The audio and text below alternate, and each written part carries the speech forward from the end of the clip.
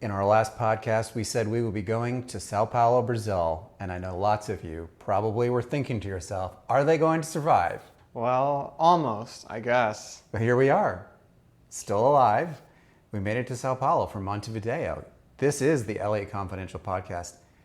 My name is Chris Elliott, and I am joined by my boy, Aaron Elliott. Hi there. Hi there. So, we're in Brazil. What do you think? Well, it's been an interesting past couple of days. We've only been here for really 3 days at this point. But, you know, we arrived and where we arrived, it was pretty interesting.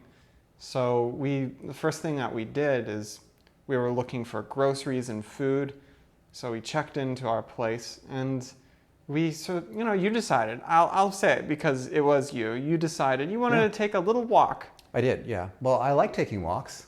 You wanted to just explore the neighborhood. Get a lay of the land. Yeah. Uh-huh.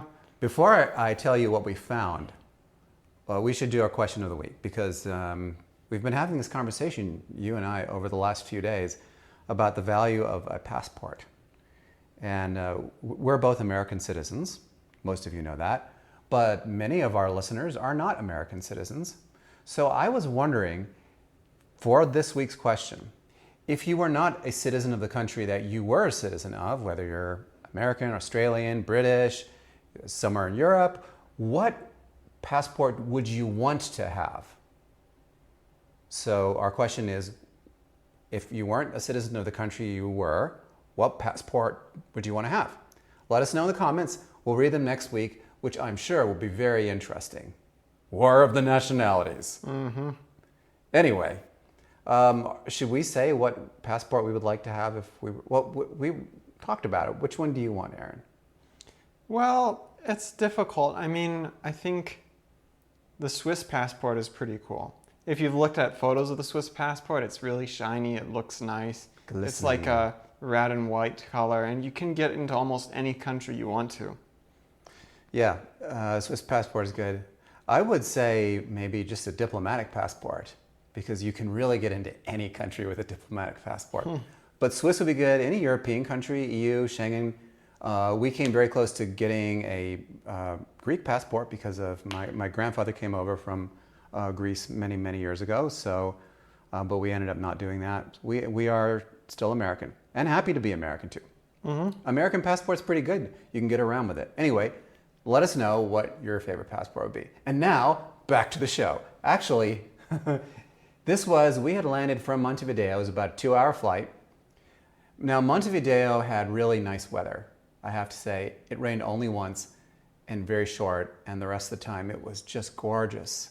It was like perfect Southern California weather while we were there. Maybe a little bit warmer than Southern California. We get to Sao Paulo and it starts raining like really hard. Yeah. So we're Monsoon. actually getting like a foot of rain each day almost. Yeah, and it's about to start raining here. We're recording this on a Saturday afternoon, and it's going to rain. How many? 3 p.m. Yeah, but how much is it supposed to rain? A foot. A whole foot. Yeah, a foot. So we're on the 10th floor here. I'm expecting to see the boats going past our window here. I'm kidding. It's not like a deluge, but it sometimes it feels that way. Anyway, so we go to groceries. We go to a Carrefour because we recognize the Carrefour. We went over there, got some things to eat, and then decided to take a walk. And just being clueless dad that I am, I decided to go take a walk in whatever direction I felt like going in. We ended up going into the absolute wrong part of town. Like later on, we went back to our apartment and we talked to someone there, and she said, whatever you do, don't go into that part of town. We had already been there. And please describe what you saw, Aaron. Yeah, well, Brazil is a very stratified country. Mm-hmm. So that's the first thing that you have to know. So if you go to the wrong part of town, it's one of two things. Firstly, it's the favela or the morro, which is just literally the hill. And yeah, don't go there. Lots of graffiti. Graffiti that I've never seen.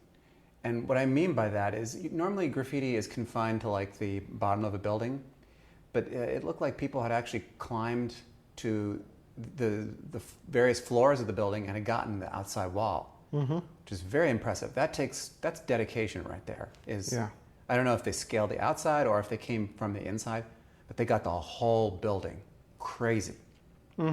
So you want to just avoid certain parts of Brazil because they're dirty and they're covered with graffiti. Not for tourists. They're not for tourists. And also, supposedly people really just like snatching your phone away. I don't We get were that. warned many times about that. Don't take your phone out. Especially if you want to take a picture, just don't take it out because you're distracted. Someone will come by on a skateboard or a motorcycle and snatch it. And that's their thing, is they like taking phones. And then they will, because the phone is still unlocked, they'll use it to get into your bank account and things like that. I knew things were going south when I heard a meow, meow, and I thought, oh, there's a kitten. It ended up being a sanitation worker on the back of a truck who was making cat noises. And I thought, oh man, I feel like I'm in some kind of dystopian movie here. It was just the strangest thing. Yeah. So luckily we moved from there, which is, if you're wondering, it's the Republica area. And now we are in... I have to look this up, Aaron. It's called, I don't know, Itambibi. Itambibi. You see, that's why I wanted you to say it. I should say, Aaron speaks very good Brazilian Portuguese. It's enough so that way I can go to the grocery store and order cardboard pizza. Yeah, Yay! that's what we had for lunch, cardboard pizza. Delicious. So what do we think about this place, though? I mean, this is a very different neighborhood, close to the park. We went walking in the park this morning, really, and it's filled with people. It's like Central Park in New York. Just everyone's out there getting their exercise. Yeah, I mean, that was a really cool park to be in. We were in Parque Ibirapuera. It's Ibirapuera Park. Couldn't have said it better myself. And it's an interesting park. The only other park that I thought was similar was the one in the 19th arrondissement. Paris. Yeah, except that one was a little bit hillier. Yeah, that one was called Parc des Buttes-Chaumont. Yeah, that one was a good park. I like that park a lot. We were there 2 years ago. Yeah, wow. A year and a half ago, yeah. Anyway, so as you say, Sao Paulo is a very stratified city. You have people in Sao Paulo who have a lot of money, and then you have people who have really nothing. And I'm still trying to wrap my head around that. There's stratification everywhere you go, but I've never seen it such a contrast as I have in Sao Paulo. Yeah, it's true. And I think it's just, you just want to be on the right side of the tracks, as they say. Absolutely. You just want to make sure that you're going to be in the good part of town. Where we are is good. I don't fear for my life walking outside. There are fewer homeless people where we live than there was in LA. So I feel pretty good about that. Well, yeah, that's how it is in big cities. You find people like that everywhere. But here, it reminds me a lot of, there are sections of it that remind me of Abu Dhabi. There's a lot of security. Oh my gosh. In fact, I'm working on a story about security right now. If you have even a little bit of money, you have a high fence and prison grade barbed wire. And sometimes electrification. In fact, our apartment has an electrical fence around it. I don't know if you noticed that. Yeah, and I see some people's apartments. Oh man, Yeah, they have, it's a net. Yeah, they actually have what looks like a fence, but it's a net that keeps, I assume, people from climbing up the apartment and into their apartment building. Or people from jumping out. Maybe, I don't know, maybe they have like young kids and they don't want them to jump out. Who knows? Maybe. I don't know. But yeah, there's a lot of security here. You should move to a safer neighborhood. Yeah, you should be in a... Well, I'm really looking forward to exploring Sao Paulo with you, Aaron, because there is a lot here. This is one of the largest cities in all of South America. Yeah. I believe it's the second largest city, if I'm not mistaken. Yes. Yeah. And so there is a lot to do. There's a lot to explore. And so we'll be here for another couple of weeks. Actually, it is the largest city in South America. Okay, well, there you go. Largest city in South America. So there's a lot to do. Yeah. By the way, if you have ever been to Sao Paulo and you're listening to this and you want to tell us where to go, that didn't come out right, and you want to do well, and you have a recommendation for us, please leave it in the comments. I would love to know where we should go. Yeah, where should we go? Yeah, because really all we have is what we've read online and what we've spoken to some people here, but we'd love your recommendations, of course. Perfect. Our question of the week, again, is if you didn't have the passport that you did, which one would you want? Would you want Swiss passport, German, Liechtenstein, that's another good one. How about a British passport? No. British passport's pretty valuable. Or one of the Gulf states. Apparently the Gulf states, like UAE or Qatar, you can get into any country with that, including North Korea. Not that I would want to go to North Korea, but yeah. So leave your comments, please.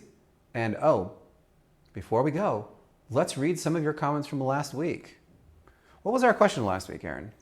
Our question was, what is the most memorable national dish you've ever had in your travels? Tasty question. What was the most memorable dish that you've ever had, Aaron? I know what the answer is to this.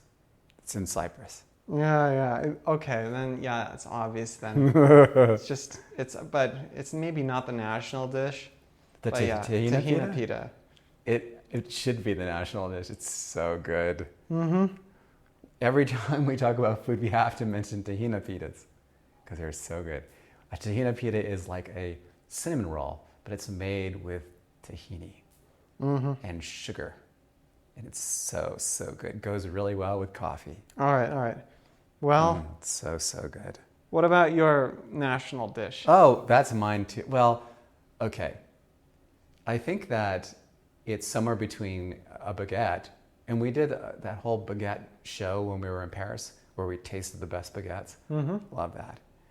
And I actually really love, because I grew up in Austria, I love the chocolate cake called the Sachertorte, which you can get at the Hotel Sacher. But I don't think that has the best Sachertorte. It's very good, but there are some other places that do really good, even better Sachertorte. So you have to go to Austria and taste their chocolate cake, which, by the way, has no animal products in it, no eggs. It's totally plant-based. Yeah, that's cool. Very, very good. All right. So Sam says, first time in New Zealand, tried pavlova, their national dessert. Australia tries to claim pavlova, but New Zealand created it for the famous ballerina.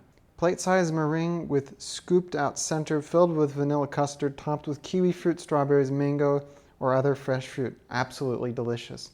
Sam, we've not tried pavlova yet, even though we were in Australia and New Zealand. We lived there, yeah. Well, we lived there for quite a while. So next time we go back, out. we've got to probably got to do that. Yes. Thank you for the recommendation, too. Diane says, my sister and I traveled through Spain on what we dubbed the paella tour. Paella tour. Paella. Remember having paella? Oh, man, yeah. When we were in Madrid? Oh my goodness. So good. It was Barcelona. Oh, that's right. We did it in Barcelona. Some Spanish town. Anyway, Diane says, it was slightly different every place we went, but we loved it all.